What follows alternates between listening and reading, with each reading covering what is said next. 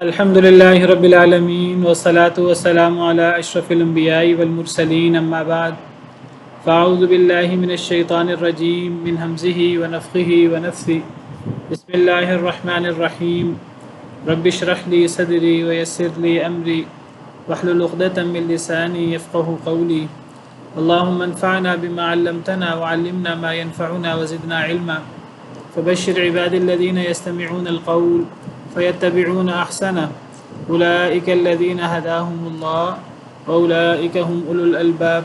جی سورہ رعد سے شروع کرنا ہے ہم نے۔ سورہ رعد کے بارے میں اختلاف ہے علماء میں کہ یہ مکی صورت ہے یا یہ مدنی صورت ہے۔ بہرحال شروع کرتے ہیں اس سے۔ عام طور پہ کہا جاتا ہے مکی صورتوں کی جو علامتیں ہیں ان علامتوں میں سے ایک علامت یہ ہے کہ مکی صورتوں میں سجدہ ہوتا ہے۔ اس صورت میں سجدہ موجود ہے، دوسرے رکوع میں اس صورت میں سجدہ ہے۔ آیت نمبر 15 یہاں سجدہ ہے، سجدہ تلاوت۔ اسی طرح کہا جاتا ہے کہ یہ جو حروف مقطعات ہیں وہ حروف جن کو کاٹ کاٹ کر پڑھا جاتا ہے، تو صورتوں کے شروع میں ان حروف کی موجودگی یہ اس بات کی علامت ہوتی ہے کہ یہ مکی صورت ہے۔ یعنی مکی صورتوں کی، مکی اور مدنی صورتوں کی کچھ معنوی خصوصیات یا معنوی کچھ علامتیں ہیں، موضوعات۔ مثال کے طور پر مکی صورتوں میں زیادہ تر عقائد کی بات ہوتی ہے، عقیدہ توحید، عقیدہ رسالت، آخرت کے بارے میں ہمارا عقیدہ، معجزات وغیرہ کی بات، عقائد کے بارے میں جو شبہات ہیں کفار، ان شبہات کا جواب ہوتا ہے عام طور پر مکی صورتوں میں۔ یا مکی صورتوں میں بنیادی اخلاق، سچ بولنا، انصاف کرنا، احسان کرنا، اسی طرح لوگوں سے اچھے طریقے سے پیش آنا، حسن خلق، امانت، وعدہ خلافی نہ کرنا، لوگوں سے اچھے طریقے سے بات کرنا، یتیم کو، مسکین کو دھکے نہ دینا۔ تو یہ چیزیں عام طور پہ مکی صورتوں کے موضوعات ہیں۔ اسی طرح مکی صورتوں میں، مدنی صورتوں میں زیادہ تر تفصیلی احکام ہوتے ہیں، عبادت کیسے کرنی ہے، معاملات کی تفصیلات کیا ہیں، کاروبار کی تفصیلات کیا ہیں، دوسرے ملکوں کے لوگ غیر مسلم ہیں تو ان کے ساتھ ہمارا رویہ کیا ہونا چاہیے، جہاد وغیرہ کے معاملات، منافقین وغیرہ۔ یہ مدنی صورتوں کی معنوی خصوصیات ہیں۔ کچھ خصوصیات ایسی ہیں جو لفظی ہیں مکی اور مدنی صورتوں کی، تو جو لفظی خصوصیات ہیں وہ میں بیان کر رہا تھا جن کا تعلق الفاظ کے ساتھ ہے۔ تو ان میں سے سجدہ، جن صورتوں میں سجدہ آتا ہے، کہا جاتا ہے عام طور پر وہ مکی صورت ہوتی ہے۔ اسی طرح جن صورتوں کے شروع میں حروف مقطعات آتی ہیں، وہ حروف جن کو کاٹ کاٹ کر پڑھا جاتا ہے، عام طور پر، لازمی نہیں ہے کہنے کو تو سورہ بقرہ، سورہ آل عمران یہ بالاتفاق مدنی صورتیں ہیں، لیکن ان کے شروع میں حروف مقطعات موجود ہیں۔ لیکن باقی وہ تمام صورتیں جن کے شروع میں حروف مقطعات ہیں وہ مکی صورتیں ہیں، جیسے سورہ یاسین ہے، سورہ قاف ہے، سورہ نون ہے، سورہ مریم ہے، کاف ہا یا عین صاد، سورہ اعراف ہے، الف لام میم صاد، سورہ یونس الف لام میم الف لام را وغیرہ وغیرہ، حامیم، یہ ساری مکی صورتیں ہیں۔ زیادہ تر مکی صورتوں کے شروع میں حروف مقطعات آتے ہیں۔ اسی طرح زیادہ تر مکی صورتوں میں سجدہ ہوتا ہے، اگرچہ مدنی صورتوں میں بھی بعض میں سجدہ موجود ہے، جیسے سورہ حج ہے، مدنی صورت ہے، اس میں ایک نہیں دو سجدے ہیں، ایک ہی صورت میں، واحد صورت ہے جس میں دو سجدے ہیں، اور وہ مدنی صورت ہے۔ لیکن باقی جو سجدے ہیں وہ مکی صورتوں میں ہیں۔ اسی طرح اور بعض علامات ہیں۔ تو بہرحال اس صورت کے بارے میں اختلاف ہے کہ یہ مکی ہے یا مدنی، واللہ عالم۔ شروع کرتے ہیں اس صورت مبارکہ کو. بہت ہی عظیم صورتوں میں سے ایک صورت ہے. آپ میں سے آپ لوگ پڑھیں گے. اب آپ کا 5واں سیمسٹر ہے، یہ چوتھا. آپ لوگ پڑھیں تو انشاءاللہ میں ساتھ ساتھ وضاحت کرتا رہوں گا. تو آپ میں سے کون پڑھے گا؟ شروع کریں آیت نمبر 1 سے. جی کون شروع کرے گا آپ میں سے؟ السلام علیکم سر، میں پڑھوں؟ وعلیکم السلام ورحمۃ اللہ. جی شروع کریں. میری آواز آ رہی ہے آپ کو؟ جی جی آ رہی ہے. اعوذ باللہ من الشیطان الرجیم، بسم اللہ الرحمن الرحیم. الف لام میم را. میم کے ساتھ تو نہیں پڑھنی ہے. جی جی ترجمہ کر کے ساتھ ساتھ. تلک آیات الکتاب، وہ آیاتیں ہیں، وہ نشانیاں ہیں کتاب کی.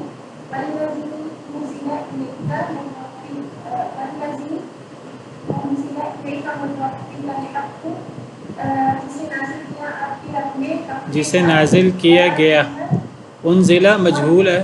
جسے نازل کیا گیا الیک آپ کی طرف. حاصل کیا گیا آپ کی طرف، آپ کے رب کی طرف سے، رب کے ساتھ. ولیکن اور حق کے یہ ساتھ نہیں. ہمیں اس کا اکثر لوگ نہیں ایمان لاتے. جی ہمیں اس کا صحیح ترجمہ اس طرح کرنا ہے. والذی انزل، اور وہ چیز جو نازل کی گئی الیک آپ کی طرف، پھر رب کا آپ کے رب کی طرف سے، الحق حق ہے. یہ خبر ہے، یہ نہیں کہنا حق کے ساتھ. اگر حق کے ساتھ ہوتا تو پھر بالحق ہی ہوتا. تو اور وہ چیز جو نازل کی گئی آپ کی طرف آپ کے رب کی طرف سے، یعنی قرآن کی آیات، الحق وہ حق ہے، یہ خبر ہے. ولیکن اکثر الناس لا یؤمنون، لیکن اکثر لوگ ایمان نہیں لاتے. بسم اللہ الرحمن الرحیم. الف لام میم را. تو یہ حروف مقطعات میں سے ہیں، اور حروف مقطعات کے بارے میں تفصیل سے بات گزر چکی ہے کہ یہ وہ حروف ہیں کہ جنہیں کاٹ کاٹ کر مکمل پڑھا جاتا ہے حروف ہجا کی طرح. الف کو الف، لام کو لام، میم کو میم، اور را کو را. الف لام میم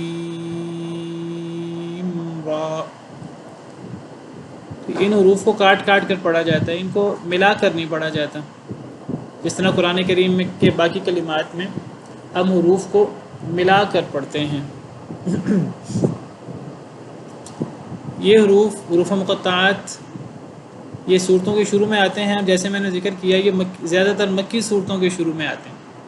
مدنی صورتوں میں بہت کم ہے، نہ ہونے کے برابر. مکی صورتوں کے شروع میں آتے ہیں، اور ان کا مقصود قرآن کریم کو معجزہ ثابت کرنا اور قرآن کریم کا اعجاز ہوتا ہے. اس لیے ان حروف کے بعد ہمیشہ قرآن کریم کا ذکر ہوگا، قرآن کریم کی آیات کا ذکر ہوگا، کتاب کا ذکر ہوگا، وحی کا ذکر ہوگا، اور اس قسم کی بات ہوگی.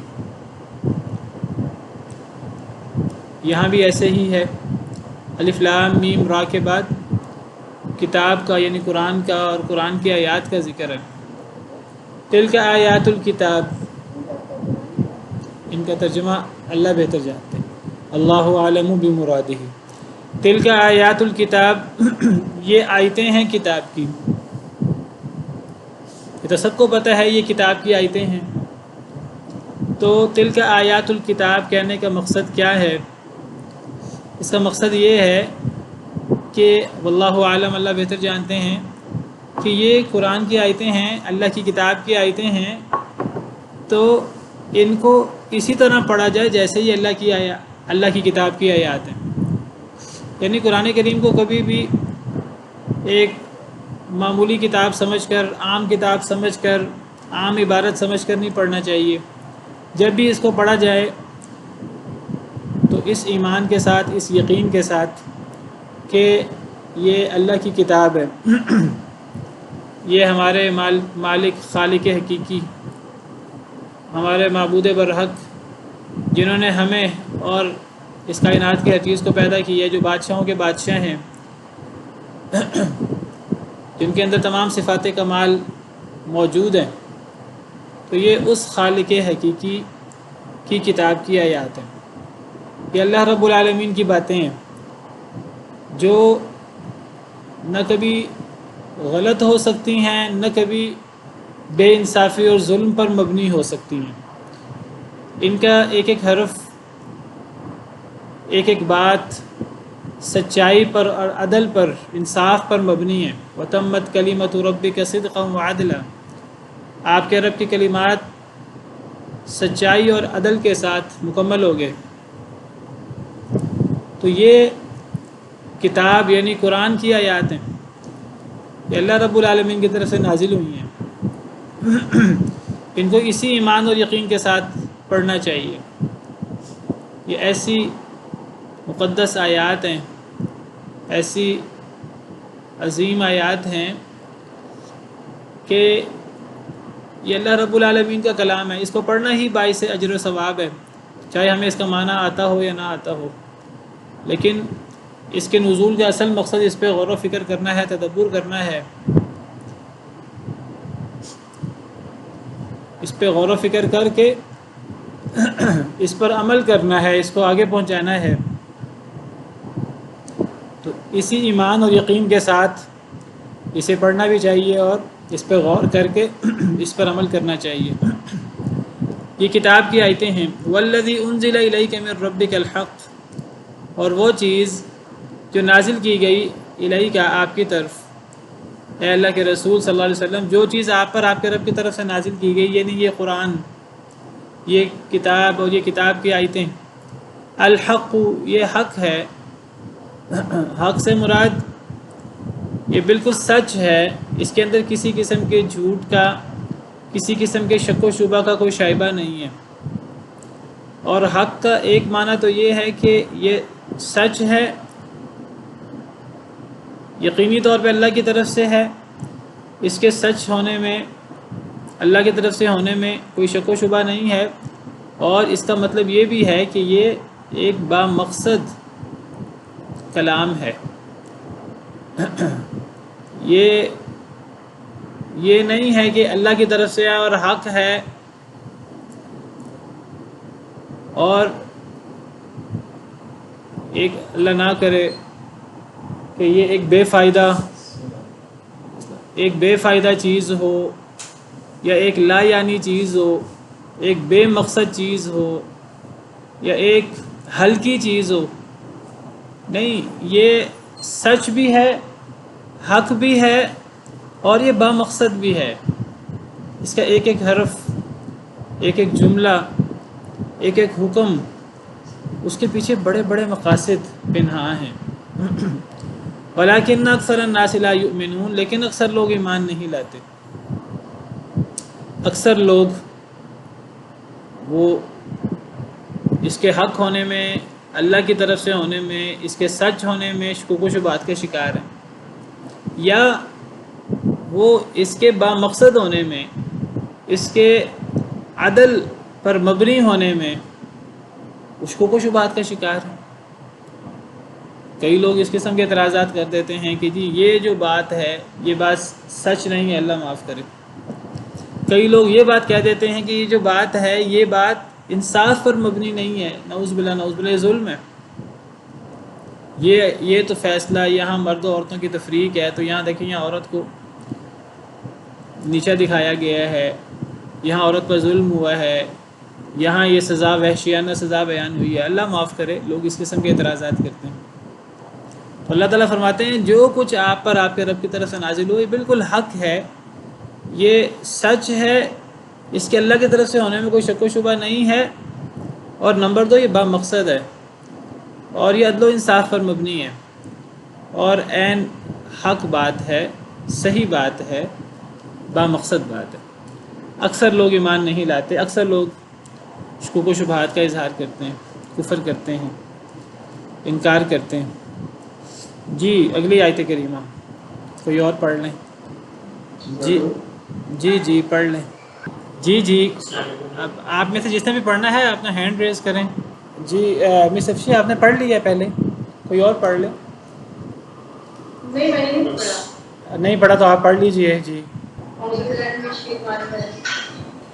اللہ الذی رفع السماوات بغیر عمد، اللہ وہ ذات ہے بلند کیا آسمانوں کو بغیر ستونوں کے ترونہا آپ دیکھتے ہیں اس کو ثم استوى علی العرش پھر وہ مستوی ہوا عرش کی طرف یعنی کہ قرار پکڑا عرش پر سخر الشمس والقمر مسخر کیا سورج کو اور چاند کو کل یجری لاجل مسمى سب چل رہے ہیں یجری چلتے ہیں لاجل مسمى ایک وقت مقرر کے لیے یدبر الامر وہ تدبیر کرتا ہے کاموں کی یفسر الآیاتی کھول کھول کے بیان کرتا ہے آیتوں کو تاکہ تم اپنے رب کی ملاقات پر تم یقین رکھو. جی ماشاءاللہ ٹھیک ہے. اللہ الذی رفع السماوات بغیر عمد ترونہا، اللہ وہ ذات ہیں جنہوں نے بلند کیا آسمانوں کو بغیر عمد ترونہا بغیر ستونوں کے جنہیں تم دیکھو. تو اللہ اپنی عظمت اپنی شان بیان فرما رہے ہیں کہ اللہ وہ ذات ہیں، اللہ کی شان یہ ہے کہ اللہ نے آسمانوں کو بلند کیا ہے. تو آسمان زیادہ ہیں. کتنے آسمان ہیں؟ 7 اوپر تلے پہلے ایک، پھر دوسرا، پھر تیسرا، پھر چوتھا، پھر پانچواں، پھر چھٹا، پھر 7واں. یہ اوپر تلے 7 آسمان ہیں. 7 آسمانوں کو اللہ نے پیدا کیا ہے اور اللہ نے بلند کیا ہے ان کو اور اللہ نے ان کو بلند کیا ہے، یعنی یہ جو پہلا آسمان ہے جو سب سے نیچے ہے، جو اس زمین کے لیے چھت ہے، تو آسمان اللہ نے بلند کیا ہے. جو بھی چیز بلند ہوتی ہے، ہمارا جو انسانوں کا ایک ناقص تجربہ ہے، تو وہ کسی نہ کسی چیز پر کھڑی ہوتی ہے. ہم لوگ عمارت قائم کرتے ہیں، چھتیں بناتے ہیں، تو ہم اس کا ستون ہوتے ہیں، بیم ہوتے ہیں اور اس قسم کی چیزیں جن پر وہ چھت کھڑی ہوتی ہے. لیکن یہ آسمان ایک تو اتنی عظیم مخلوق ہے اللہ تعالیٰ کی، ہر دوسرا آسمان پہلے آسمان کے مقابلے میں زیادہ شان والا، زیادہ عظمت والا ہے. اور یہ جو سارے کے سارے آسمان ہیں یہ بلند ہیں اور یہ ستونوں کے بغیر کھڑے ہیں جنہیں ہم دیکھ سکیں. یعنی یا تو ستون ہیں ہی نہیں کیونکہ ہمیں نظر نہیں آتے، یا ستون ہیں لیکن ایسے ستون ہیں کہ وہ ہمارے ہوش و حواس سے اور ہمارے عقل و فہم سے ماوراء ہیں. وہ اللہ نے کشش کے ذریعے یہ اللہ نے کیسے انہیں کھڑا کیا ہے اس کا اللہ کو ہی علم ہے. وہ ایسے ستون نہیں ہیں آسمانوں کے کہ جنہیں ہم دیکھ سکیں، جن کے بارے میں ہم 2 ٹوک یا حتمی کوئی بات کر سکیں. باقی خیال آرائی، اٹکل پچو، وہ انسان کا کام ہے، انسان لگاتا رہتا ہے. تو یہ اللہ کی بہت بڑی شان ہے. ثم استوى علی العرش، پھر وہ مستوی ہو گیا عرش پر. استوا کے بعد علی آئے تو کسی چیز کے اوپر ہونا، علی بلند ہونے کے معنی میں آتا ہے، قرار پکڑنا یا بلند ہونا. استوا کے بعد اگر علی اس کا صلہ آئے تو جیسے یہاں ہے ثم استوى علی العرش. ایک ہوتا ہے استوا الی، جیسے پہلے بارے میں ہے هو الذی خلق لکم ما فی الارض جمیعا ثم استوى الی السماء فسواہن 7 سماوات. تو استوا الی کا مطلب ضروری نہیں ہے کہ ہم اس کا مطلب بلند ہونا کریں، کسی چیز کے اوپر ہونا، کسی چیز کے اوپر قرار پکڑنا. ہم وہاں معنی کرتے ہیں کہ اللہ نے زمین میں موجود ہر چیز بنائی تمہارے لیے اے انسانوں. هو الذی خلق لکم ما فی الارض جمیعا ثم استوى الی السماء، پھر اللہ متوجہ ہوئے آسمان کی طرف. استوا کے بعد الی آئے تو صلہ چینج ہونے سے معنی چینج ہو جاتا ہے. اور اگر استوا اکیلا آئے اس کے بعد الی یا علی کا صلہ نہ آئے، یہ بھی قرآن میں استعمال ہوا ہے. استوا اس کا کیا معنی ہوتا ہے؟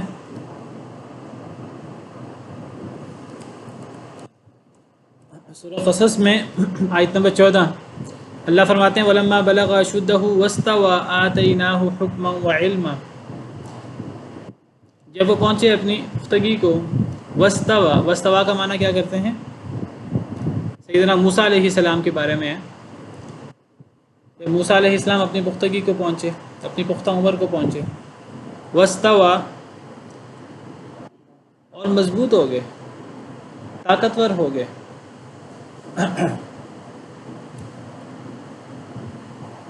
آتیناہ حکم و علم، ہم نے انہیں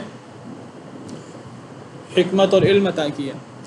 اب یہاں استوا کا مطلب طاقتور ہونا، توانا ہونا، کیونکہ یہاں علا یا الا کا صلہ نہیں ہے، پریپوزیشن جس کو ہم انگریزی میں کہتے ہیں. الا آئے تو متوجہ ہونا، ثم استوى الی السماء، لیکن اگر استوا کے بعد علا آئے، علا کا صلہ آئے، تب پھر اس سے مراد وہ اللہ کے بارے میں اللہ کی وہ صفت ہے مشہور کہ جس کے بارے میں اہل سنہ والجماعہ کا عقیدہ یہ ہے کہ استوا علی، تمام عرب کہتے ہیں اس کا مطلب بلند ہونا ہوتا ہے، اس کا مطلب قرار پکڑنا کسی چیز کے اوپر، کیسے جیسے اللہ کی شان کو لائق ہے، جس کی تفصیل اللہ نے بیان نہیں کی. بس اللہ نے یہ بیان کیا کہ اللہ عرش کے اوپر مستوی ہے، اور استوا کے بعد علا آئے تو علا اس کا مطلب علا بلند ہونا، علو. تو قرآن کریم کی کئی آیات کریمہ میں اللہ تعالیٰ نے اپنے بارے میں فرمایا کہ اللہ عرش کے اوپر مستوی ہیں. قرآن کریم کی 7 آیات ایسی ہیں جن آیات میں اللہ تعالیٰ نے صراحت سے اپنے بارے میں فرمایا ہے کہ اللہ تعالیٰ عرش کے اوپر مستوی ہیں. تو اہل سنہ والجماعہ، صحابہ کرام کا، تابعین کا، تبع تابعین کا جو عقیدہ ہے اہل سنہ والجماعہ کا، وہ یہ ہے کہ اللہ عرش کے اوپر ہیں، اللہ عرش کے اوپر مستوی ہیں. کیسے مستوی ہیں اللہ نے اس کو بیان نہیں کیا. جب اللہ نے اس کو بیان نہیں کیا تو جتنا اللہ کی صفات کے بارے میں، اللہ کی ذات کے بارے میں اللہ بیان فرما دیں، نبی کریم صلی اللہ علیہ وسلم بیان فرما دیں، صحیح حدیث مبارکہ کے ذریعے ہم تک پہنچ جائے، تو ہمارے لیے اتنا عقیدہ رکھنا ضروری ہے. جتنی وضاحت آ گئی اتنی وضاحت اور اس پر ایمان یقین رکھنا ہمارے لیے ضروری ہے. اور جو وضاحت نہیں آئی تو اس کے بارے میں ہم اس چیز کو اللہ پر چھوڑ دیتے ہیں، ہم اس کے بارے میں توقف کرتے ہیں جو بتایا نہیں ہے اللہ نے. اللہ نے یہ بتایا اللہ عرش کے اوپر مستوی ہیں، عرش کے اوپر ہیں، تو ہمارا ایمان اور یقین اور عقیدہ ہونا چاہیے اللہ عرش کے اوپر مستوی ہیں. کیسے ہیں اللہ نے بیان نہیں کیا، تو جب اللہ نے بیان نہیں کیا تو پھر وہ کیسے ہیں ہمیں بھی اس کے بارے میں کوئی، کہ اللہ بیٹھے ہیں، کھڑے ہیں، یا کیا کیفیت اللہ کی، ہمیں اس کے بارے میں کوئی عقیدہ نہیں رکھنا، ہمیں اس کو اللہ کے اوپر چھوڑ دینا ہے. اس کے بارے میں ہمیں توقف کا مظاہرہ کرنا ہے، اس کے بارے میں ہمیں اللہ پر تفویض کر دینا ہے کیفیت کو. کہ کوئی پوچھے ہم سے کہ اللہ عرش کے اوپر مستوی ہیں کہ نہیں، ہمیں کہنا چاہیے اللہ عرش پہ مستوی ہیں. کیوں کہنا چاہیے؟ کیونکہ اللہ نے فرمایا ہے. قرآن کریم میں ایک جگہ نہیں 7 جگہ صراحت کے ساتھ اللہ نے فرمایا، جیسے یہ آیت کریمہ ہے اور دیگر آیات ہیں. سورہ طٰہٰ کی مشہور آیت الرحمن علی العرش استویٰ، 7 آیات میں صراحت کے ساتھ اللہ نے فرمایا رحمان عرش پہ مستوی ہے. تو اللہ عرش کے اوپر ہے. عرش سب سے بلند مخلوق ہے اس کائنات کی، سب سے عظیم جسامت کے اعتبار سے اور خوبصورتی کے اعتبار سے. اللہ اس کا بھی رب ہے، رب العرش العظیم، رب العرش الکریم، اللہ لا الہ الا هو رب العرش العظیم. اللہ رب ہے عرش عظیم کا. اللہ نے عرش کو پیدا کیا ہے اور اللہ عرش کے اوپر ہے. یہ ہمارا ایمان اور یقین ہونا چاہیے. اب سوال ہے کیسے ہے، تو ہمیں اس کو اللہ پر تفویض کر دینا چاہیے. سوال ہے کہ کیا اس کو ہمیں متشابہ ماننا چاہیے، بھئی متشابہ وہ چیز کہیں جس کا ہمیں پتہ نہیں ہے، جس کا ہمیں پتہ ہے وہ تو وہ چیز واضح ہے۔ اللہ عرش پہ ہے کہ نہیں؟ امام ابو حنیفہ رحمہ اللہ فرماتے ہیں کہ جو بندہ یہ کہے مجھے نہیں پتہ اللہ عرش پہ ہے کہ نہیں، وہ کافر ہو جاتا ہے، کیونکہ یہ کہنا اللہ مجھے نہیں پتہ اللہ عرش پہ ہے کہ نہیں قرآن کا انکار ہے۔ یعنی قرآن تو کہہ رہا ہے اللہ عرش پر ہے، یہ ایسی بات ہے۔ بعض لوگ کہتے ہیں جی ہمیں اس کے بارے میں اللہ پر چھوڑ دینا چاہیے اللہ عرش پہ ہے کہ نہیں۔ بھئی جب اللہ نے بتا دیا ہے تو پھر اللہ پہ چھوڑنے کا کیا مطلب ہوا؟ یہ تو ایسی بات ہے جیسے کوئی کہے کہ اللہ ہیں کہ نہیں، کیا عقیدہ ہونا چاہیے؟ کوئی کہ اللہ پہ چھوڑ دو، پتہ نہیں اللہ ہیں کہ نہیں، کیا خیال ہے؟ کفر ہے کہ نہیں؟ صریح کفر ہے۔ تو کوئی بندہ کہ اللہ نے عرش کو پیدا کیا کہ نہیں کیا، ہم کہ اللہ پہ چھوڑ دو، غلط بات ہے۔ کوئی کہے کہ اللہ عرش پہ مستوی ہے کہ نہیں، تو اگلا بندہ کہے کہ جی اللہ پہ چھوڑ دو۔ نہیں، اللہ عرش پہ مستوی ہے کہ نہیں اس کے بارے میں تفویض نہیں ہو سکتی۔ تفویض کا مطلب اللہ پہ چھوڑ دینا، ہمیں نہیں پتہ، ہمیں پتہ ہے، کیونکہ اللہ نے قرآن میں صراحت سے فرما دیا ہے۔ جس بات کو اللہ نے فرما دیا ہے، نماز پڑھنی کہ نہیں پڑھنی ہمیں نہیں پتہ، روزہ، پھر تو آپ کا دین کچھ بھی نہیں ہے۔ پھر روزہ رکھنا کہ نہیں رکھنا ہمیں نہیں پتہ، سچ بولنا چاہیے جھوٹ بولنا چاہیے ہمیں نہیں پتہ، ہر چیز کو اللہ پہ چھوڑ دیں، یہ کفر ہے، یہ انکار ہے اللہ کے احکامات کا، اللہ کی آیات کا۔ اللہ پہ تفویض کرنا ہے تو جس کا ہمیں پتہ نہیں ہے اس کا علم اللہ پہ چھوڑ دیں۔ اللہ عرش پہ کیسے مستوی ہیں، اس کی کیا تفصیلات ہیں، اللہ کھڑے ہیں بیٹھے ہیں، کیا تفصیلات ہیں جو اللہ نے نہیں بیان کی قرآن میں، نبی صلی اللہ علیہ وسلم نے نہیں بیان کی احادیث مبارکہ میں، اس کو اللہ پہ چھوڑیں۔ تو امام مالک رحمہ اللہ سے سوال ہوا، اور ان سے پہلے حضرت ام سلمہ سے بھی، ام المؤمنین، کہ استوا کے بارے میں ہمارا عقیدہ کیا ہونا چاہیے، اللہ کے عرش پہ مستوی ہونے کے بارے میں۔ تو امام صاحب نے مشہور بات فرمائی، اللہ کی تمام صفات کے بارے میں ہمارا عقیدہ اسی طرح ہونا چاہیے۔ انہوں نے فرمایا الاستواء معلوم، استوا کا معنی معلوم ہے عربی زبان میں۔ کیا مطلب؟ یعنی عربی زبان میں جو استوا کا معنی ہے ہمیں وہ اللہ کے لیے ماننا پڑے گا، کیونکہ اللہ نے فرمایا ہے اللہ عرش پہ مستوی ہے، اور وہ معنی کیا ہے؟ وہ واضح ہے سب کے نزدیک، اس کا مطلب ہوتا ہے بلند ہونا، اللہ عرش کے اوپر ہے، یہ ہمیں ماننا پڑے گا، یہ ہمارے عقیدے کا حصہ ہونا چاہیے، کیونکہ اللہ نے یہ بات قرآن میں فرمائی ہے۔ جو اس کا انکار کرے گا وہ قرآن کا انکار کرے گا۔ اس کا معنی معلوم ہے، والکیف مجہول، کیفیت مجہول ہے کہ اللہ عرش پہ کیسے مستوی ہے، کیا کیفیت ہے اللہ نے بیان نہیں کی، ہمیں بھی بیان کرنا جائز نہیں ہے۔ والسؤال عنہ بدعہ، اور اس کیفیت کی جو اللہ نے بیان نہیں کی اس کے بارے میں سوال و جواب۔ کچھ لوگ کیا کرتے ہیں، کچھ لوگ اس چیز کا انکار کرنے کے لیے اللہ عرش پہ مستوی ہیں کہ نہیں عجیب و غریب سوالات کھڑے کر دیتے ہیں۔ بالکل اس طرح کے سوالات ہوتے ہیں جیسے ایتھیسٹ اور اس قسم کے لوگ اللہ کے بارے میں سوالات کر دیتے ہیں، اور وہ پھنسانے کے لیے، اچھا جی اگر ہر چیز کا خالق اللہ ہے تو اللہ کا خالق کون ہے؟ اس قسم کے سوالات ہیں، یہ بدعت اور کفر، اور یہ انسان کو کہاں تک لے جاتے ہیں۔ امام صاحب نے فرمایا والسؤال عنہ بدعہ، اس کے بارے کیفیت کے بارے میں سوال کرنا، اور یہ سوالات کیوں ہوتے ہیں؟ انکار کرنے کے لیے، لوگوں کو مشکل میں ڈالنے کے لیے، یہ بدعت ہے۔ والایمان بہ واجب، ایمان لانا ضروری ہے، جو اللہ نے بتا دیا ہے اتنا ماننا ضروری ہے۔ تو یہ استواء کے بارے میں ہمارا عقیدہ ہونا چاہیے۔ جو لوگ اللہ کو عرش پہ، یعنی کچھ ایسے لوگ بھی ہیں، آپ حیران ہوں گے، اپنے آپ کو مسلمان کہتے ہیں، اللہ کو عرش پہ مستوی نہیں مانتے۔ وہ کیا کہتے ہیں؟ وہ کہتے ہیں اللہ عرش پہ مستوی نہیں ہے، اللہ عرش پر مستولی ہے۔ ایک لفظ ہے استوا، یستوی، استوا، باب افتعال ہے، جس کا معنی سب کو پتہ ہے بلند ہونا۔ ایک لفظ ہے استولا، استولا ایک الگ لفظ ہے۔ میری بات سمجھ آ رہی کہ نہیں آ رہی؟ تھوڑی سی بات سمجھنے والی ہے، میں اس لیے اس کو تھوڑی سی وضاحت سے بیان کر رہا ہوں۔ ہمارے مسلمانوں کی ایک بڑی اکثریت، اللہ معاف کرے، جان بوجھ کر یہ لا علمی میں بڑا عجیب و غریب عقیدہ رکھتی ہے اس بارے میں، اور وہ ایسا عقیدہ ہے اللہ معاف کرے اس سے قرآن کریم کا صریح انکار ہو جاتا ہے۔ وہ کیا کہتے ہیں؟ کہتے ہیں کہ دیکھیں اللہ نے کیا فرمایا عربی میں کہ اللہ استوا علی العرش، اللہ عرش پہ مستوی ہے. استوا یستوی، استوا باب افتعال ہے، سین واو یا اس کا مادہ ہے، اس سے استوا یستوی استوا یہ باب افتعال ہے. اور اگر اس کے بعد علا آئے تو بلند ہونا اس کا مطلب ہوتا ہے اللہ عرش پہ مستوی ہے. قرآن یہ کہتا ہے. وہ کیا کہتے ہیں؟ وہ کہتے ہیں اللہ عرش پہ مستوی نہیں ہے، انکار کرتے ہیں. پھر کیا ہے؟ وہ کہتے ہیں عربی میں استولا علی العرش. استولا کا مطلب عربی میں کیا ہوتا ہے؟ استولا کا مطلب ہوتا ہے عرش کے اوپر قبضہ کر لینا، یعنی عرش کے اوپر حکم چلنا. استولا یہ استوا یستوی یہ باب افتعال ہے گرامر کی روح سے.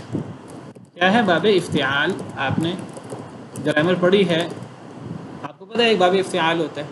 استولا یہ باب استفعال ہے، اور اس کا روٹ کیا ہے؟ اس کا روٹ واو لام یا ہے. لفظ ہی سارا چینج ہو گیا. اس کا روٹ کیا ہے استوا کا؟ اس کا روٹ سین واو یا سے یہ ہے، اور استوا یستوی استوا اور اس پر اعلیٰ آئے تو بلند ہونا مطلب ہوتا ہے. استولا اس کا روٹ کیا ہوا؟ واو لام یا ولیہ. ولیہ سے شروع میں الف سین تا لگا دیں باب استفعال میں، یعنی سین زائد ہے، الف سین تا. کیا کیا انہوں نے کیا کیا؟ استوا کے اندر ایک لفظ کا اضافہ کر دیا لام. انہوں نے کہا ہم اللہ کو عرش پہ مستوی نہیں مانتے، اللہ کو عرش پر مستولی مانتے. استولا یستولی استیلا.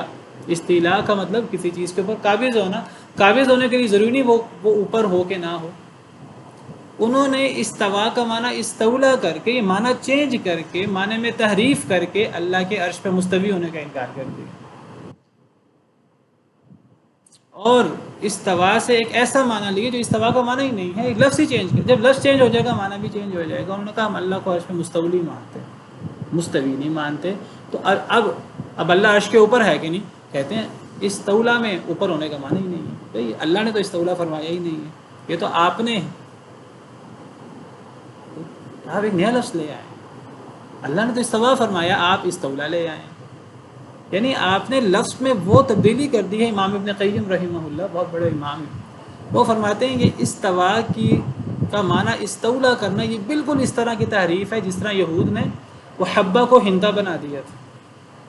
اللہ نے فرمایا حبہ کہتے ہوئے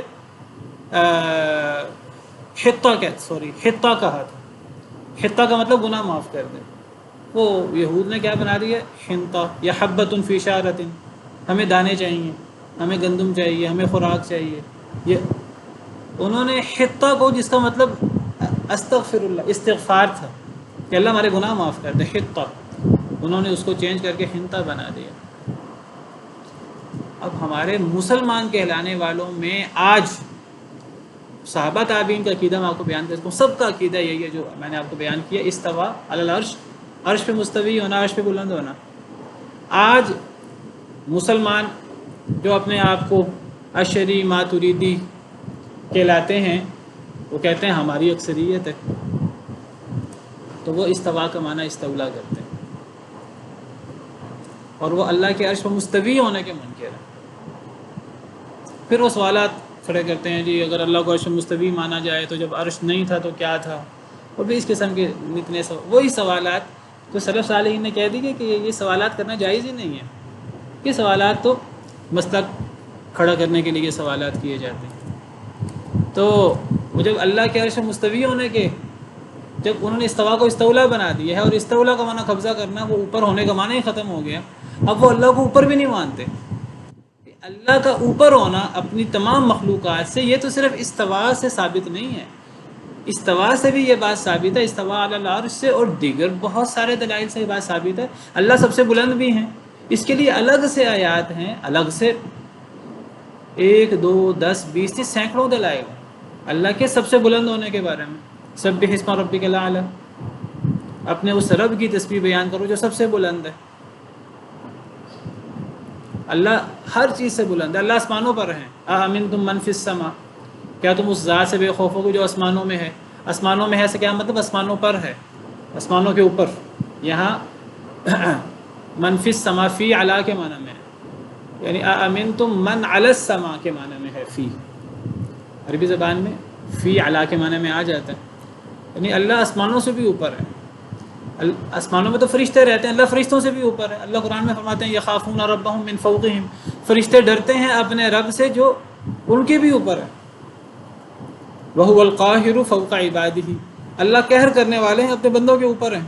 قرآن کریم کی کتنی آیات ہیں، اصل میں یہ اکا دکا دلائل نہیں ہے، دلائل کی ایک سیریز ہے.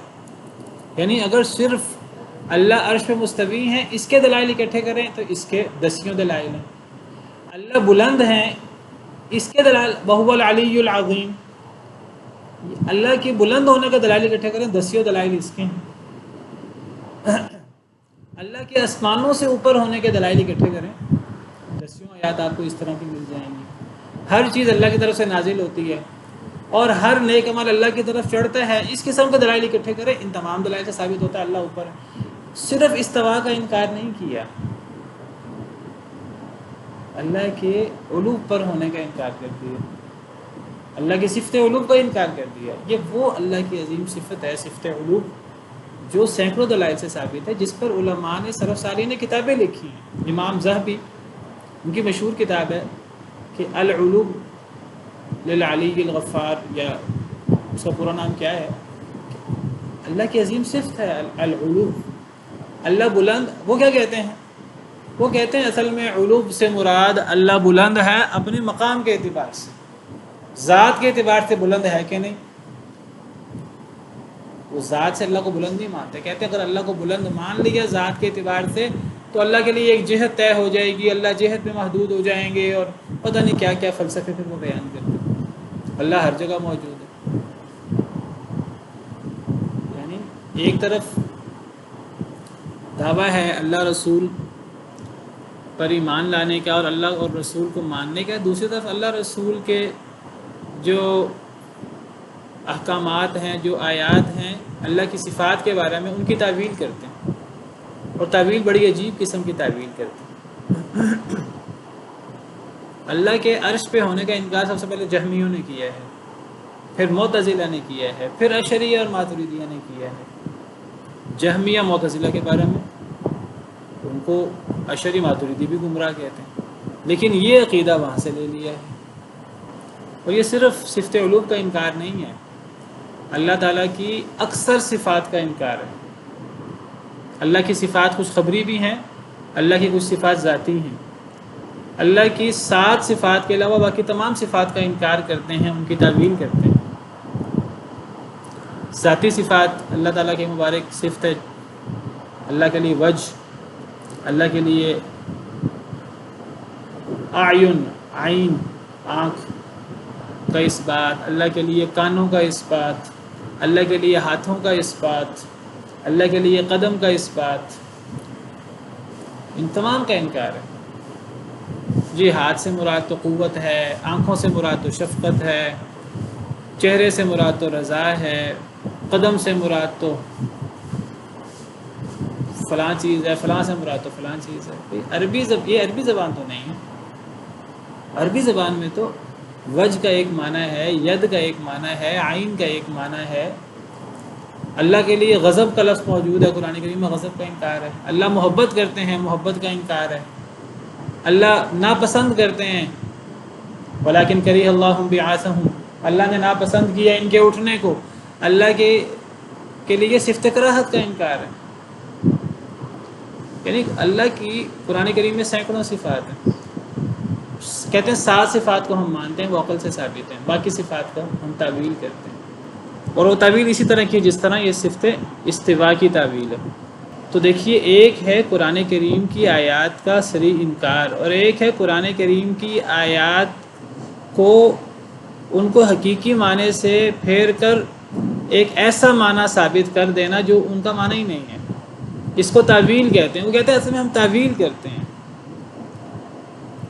تعویل میں 2 خرابیاں ہیں، ایک آیت کا معنی بدل دیا، دوسرا تعویل انکار ہے. دوسرے آپ غور کریں، یعنی تعویل میں آپ کیا کرتے ہیں، ایک لفظ کا جو صریح معنی، ایک آیت کا جو صریح معنی ہے، وہ صریح معنی چھوڑ کر آپ ایک ایسی تعویل کر دیتے ہیں، اس کو اصل معنی سے پھیر دیتے ہیں. آپ نے آیت کا معنی چینج کر دیا، نمبر دو اس آیت کے جو اصل مفہوم ہے اس مفہوم سے آپ نے انکار کر دیا۔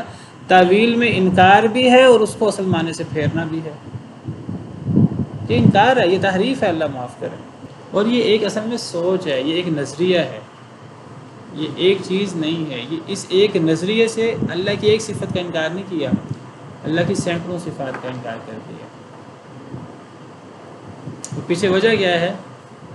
پیچھے ایک عجیب سی وجہ ہے کہ اگر اللہ کو کسی چیز کے اوپر مان لیا تو وہ تو مخلوق بھی کسی چیز کے اوپر، انسان دیکھیے قرآن میں انسان کے بارے میں ہے لِتَسْتَوُوا عَلَىٰ ظُهُورِهِ، جب تم سوار ہو جاؤ سواری کی پشت پر، لِتَسْتَوُوا یہ وہی لفظ ہے استوا، انسان کے لیے بھی استعمال ہوا کہ جب انسان کسی سواری کی پشت پر سوار ہو۔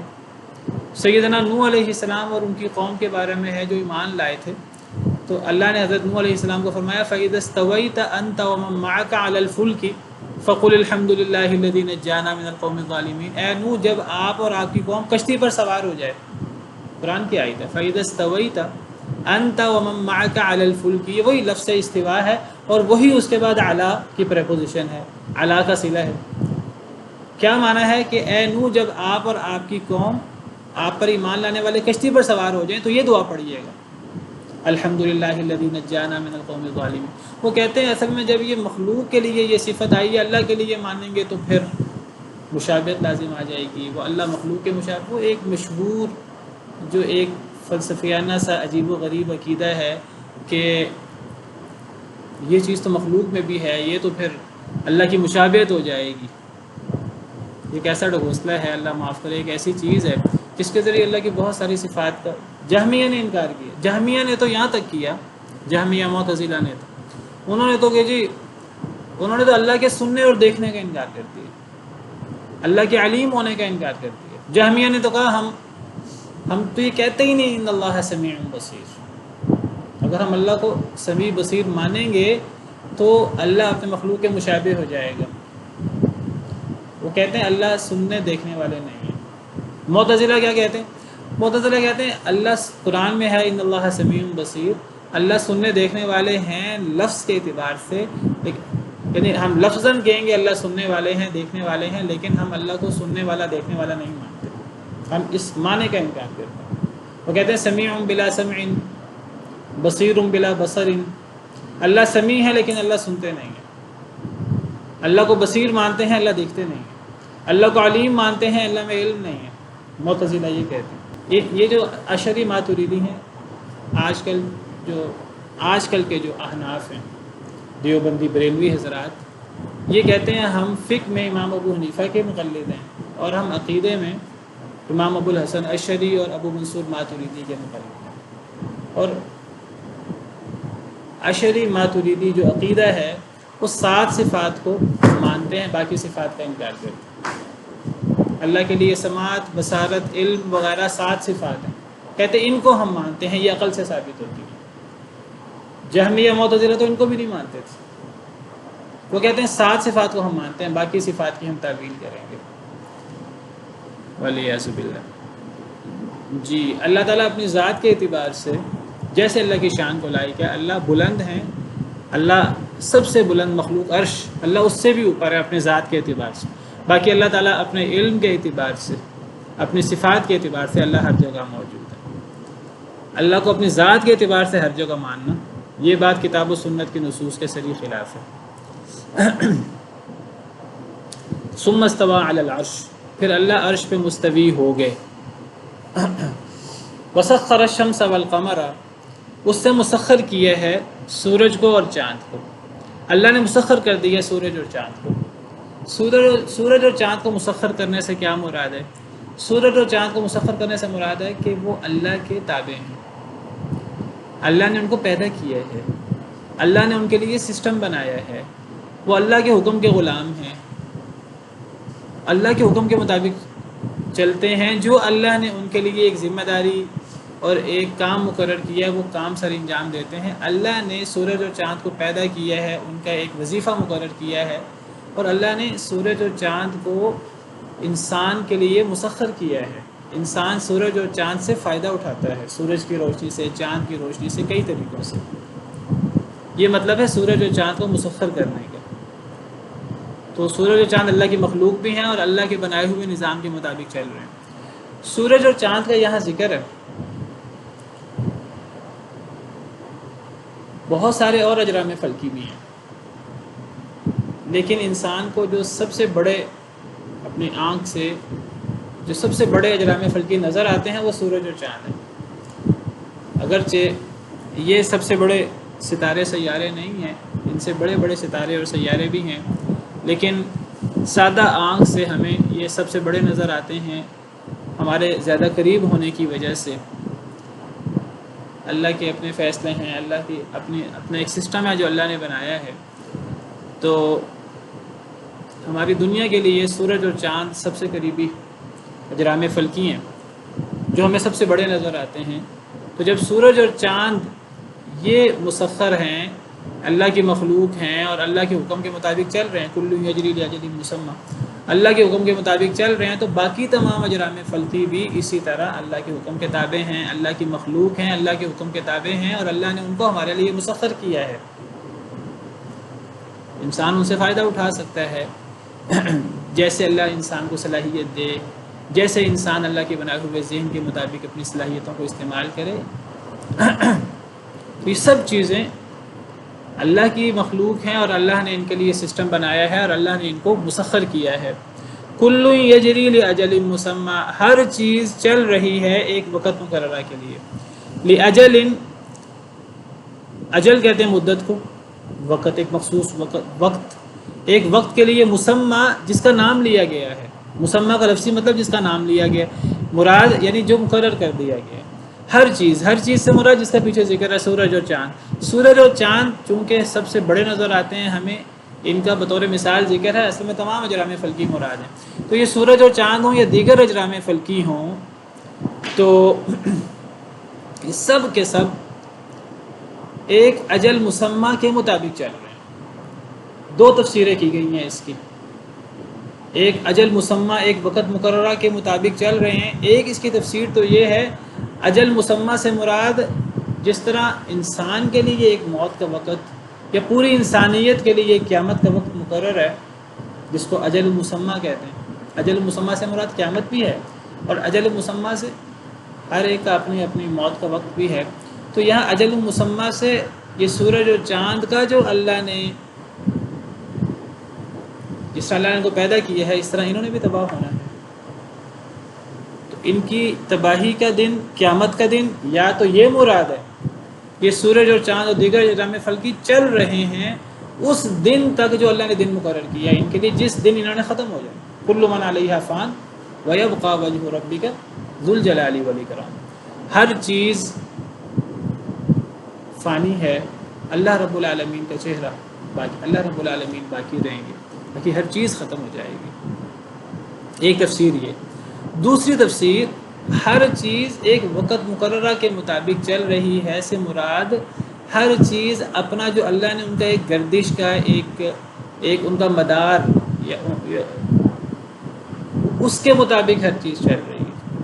چاند کی ایک منزل اللہ نے مقرر کی ہے، ایک اس کا آربٹ اللہ نے مقرر کیا ہے، چاند اس کے مطابق چلتا رہتا ہے، اس کے مطابق اپنے شکلیں بدلتا رہتا ہے اللہ کے حکم کے مطابق۔ اسی طرح سورج کا ایک سسٹم ہے لگا بندہ، سال کے اندر سورج اپنا وہ چکر مکمل کرتا ہے، تو یہ بھی مراد ہو سکتا ہے۔ اور صرف سورج اور چاند نہیں، یہاں سورج اور چاند کا ذکر ہے کیونکہ سب سے بڑے نظر آتے ہیں ہمیں، دیگر تمام اجرام فلکی بھی ان کا جو ایک لگا بندہ سلسلہ ہے جس کو اللہ تعالیٰ دوسری جگہ پر فرماتے ہیں کہ وسخر لکم الشمس والقمر دائبین، اللہ نے تمہارے لیے سورج اور چاند کو مسخر کیا ہے، مسلسل گردش میں ہیں ایک لگے بندے نظام کے مطابق۔ ایک اور آیت میں اللہ فرماتے ہیں کہ الشمس والقمر بحسبان، سورج اور چاند ایک حساب سے چل رہے ہیں۔ آپ دیکھیے سورج روزانہ نکلتا ہے، مشرق سے نکلتا ہے، لیکن روزانہ ایک جگہ سے نہیں نکلتا، روزانہ الگ جگہ سے نکلتا ہے، چونکہ بہت دور ہے وہ جگہ، ہمیں وہ ایک نظر آتی ہے، روزانہ الگ جگہ سے نکلتا ہے، روزانہ الگ جگہ پہ غروب ہوتا ہے۔ چاند روزانہ الگ جگہ سے نکلتا ہے، الگ جگہ پہ غروب ہوتا ہے، الگ وقت پہ نکلتا ہے، الگ وقت پہ غروب ہوتا ہے۔ شروع کا چاند ایک تو ہوتا بھی چھوٹا ہے اور شروع کا چاند جلدی غروب ہو جاتا ہے، جیسے جیسے چاند بڑھتا رہتا ہے تو نکل بھی پہلے جاتا ہے، غروب بھی لیٹ ہوتا ہے، اور الگ جگہ سے نکلتا ہے، الگ جگہ پہ غروب ہوتا ہے. تو اس سے روزانہ کا سرکل بھی مراد ہے، اور اس سے ایک وقت مقررہ تک جو انہوں نے چلنا ہے وہ بھی مراد ہے. یدبر الامر، وہ تدبیر کرتا ہے کام کی. اللہ تعالیٰ کام کی تدبیر کرتا ہے. یہاں اتنا ہی ہے. دوسری آیت میں اللہ فرماتے ہیں کہ آسمان سے زمین تک ہر کام کی تدبیر اللہ کرتے ہیں، اللہ وحدہ لا شریک. سورہ سجدہ میں اللہ فرماتے ہیں یدبر الامر من السماء الى الارض، اللہ آسمان سے لے کے زمین تک کام کی تدبیر اکیلے کرتے ہیں. یعنی اللہ نے جو چیزیں بنائی ہیں، جو اللہ کے کام ہیں، وہ اللہ کے کام اللہ سر انجام دیتے ہیں. ایک بہت بڑا مغالطہ جو مشرکین کو ہوا، شیطان نے دیا، اور وہ آگے لوگوں کو دیتے ہیں کہ جی اللہ نے کچھ چیزیں بنا دی ہیں اور اللہ نے ان کو کچھ فرشتوں کے اور کچھ اپنی مخلوق کے سپرد کر دیا ہے. یہ بات یاد رکھیے، اللہ نے اپنی کوئی صفت کسی کے سپرد نہیں کی. اللہ جو سارے کام سر انجام دیتے ہیں وہ اللہ خود سر انجام دیتے ہیں، اور جو خدائی کام ہے اللہ کے وہ اللہ آسمان سے لے کے زمین تک اللہ خود اکیلے سر انجام دیتے ہیں. اللہ کو کسی کی کوئی ضرورت نہیں. یہاں تو یدبر الامر ہے، اللہ کام کی تدبیر کرتے ہیں. سورہ سجدہ میں یدبر الامر من السماء الى الارض، آسمان سے لے کے زمین تک کام کی تدبیر اللہ اکیلے کرتے ہیں. یعنی کام کی وہ تدبیر جو اللہ کے اختیارات میں ہے. باقی اللہ نے کچھ چیزیں مخلوق، جیسے مخلوق اللہ نے پیدا کی، ایسا اللہ نے مخلوق کے کچھ اختیارات بھی اللہ نے پیدا کیے ہیں. ایک انسان اللہ نے اس کو ہاتھ دیا، وہ دوسرے کو مکہ مار سکتا ہے.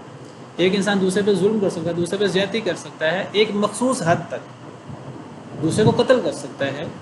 لیکن زندگی موت انسان کے ہاتھ میں نہیں ہے. زندگی موت اللہ کا اختیار ہے، اللہ کا اختیار. یہ زندگی موت ملک الموت کے اختیار میں بھی نہیں ہے. زندگی موت کسی بڑی سے بڑی چیز کے اختیار میں بھی نہیں ہے.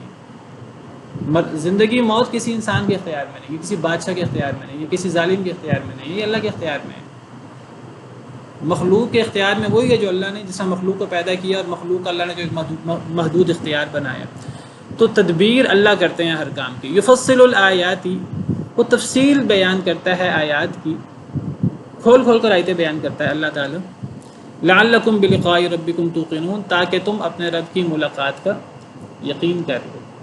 اللہ آیتیں کھول کھول کر بیان کرتا ہے. اللہ قرآن کریم میں آیتیں کھول کھول کر بیان کرتا ہے. اللہ مختلف دلائل لاتے ہیں قرآن کریم میں، مختلف معجزات اللہ بیان کرتے ہیں. اور ان تمام کا مقصد کیا ہے؟ ان تمام کا مقصد اصل میں لوگ اللہ کی ملاقات پہ یقین کریں. اللہ کی ملاقات سے کیا مراد ہے؟ مرنے کے بعد کی زندگی. مرنے کے بعد کی زندگی کا یہ معجزات اور آیات کی تفصیل بیان کرنے سے کیا تعلق ہے؟ مرنے کے بعد کی زندگی کا. وقت ختم ہو گیا، میں اس کی بات اپنی ختم کر دوں یہی کہ مرنے کے بعد کی زندگی کا معجزات اور اللہ کی قدرت کے ساتھ تعلق یہ ہے کہ مشرکین مکہ مرنے کے بعد کی زندگی کے منکر ہیں.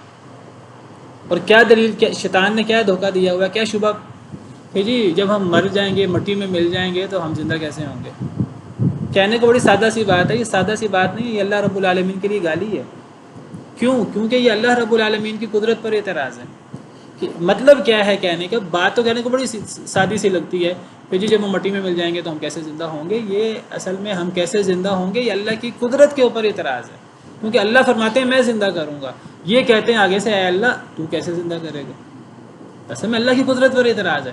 تو اللہ اپنی قدرت بیان کرتے ہیں، اپنی شان بیان کرتے ہیں، اللہ معجزات بیان کرتے ہیں، اللہ کھول کھول کر آیتیں دلائل بیان کرتے ہیں. مقصد یہ ہے کہ لوگوں کو اللہ کی ملاقات کا یقین ہو جائے. اور جب لوگوں کو اللہ کی ملاقات کا یقین ہو جائے گا تو اللہ کی ملاقات کے یقین ہونے سے لوگوں کے اعمال کی اصلاح ہوگی. اگر کسی کو یہ یقین ہی نہیں ہے میں نے مرنے کے بعد دوبارہ زندہ ہونا ہے تو پھر اس نے کس لیے محنت کرنی ہے، اس نے کس لیے کوشش کرنی ہے. یہ محنت اور کوشش اسی لیے ہے کہ دنیا کے اندر انصاف نہیں ہوتا، انصاف آخرت کے اندر ہوگا. اللہ نے دنیا کو انصاف کے لیے نہیں بنایا، انصاف کے لیے اللہ نے آخرت کو بنایا ہے. تو آخرت میں انصاف ہوگا تو جو آخرت پر یقین رکھے گا وہ اللہ سے ڈر کر انصاف کرنے کی کوشش کرے گا، وہ اللہ سے ڈر کر ظلم سے بچنے کی کوشش کرے گا. تو اللہ کھول کھول کر آیتیں بیان کرتے ہیں تاکہ تم اللہ کی ملاقات کا یقین کرو، تاکہ تم مرنے کے بعد کی زندگی پر ایمان لے آؤ. سبحان ربک رب العزت عما یصفون وسلام علی المرسلین والحمد للہ رب العالمین.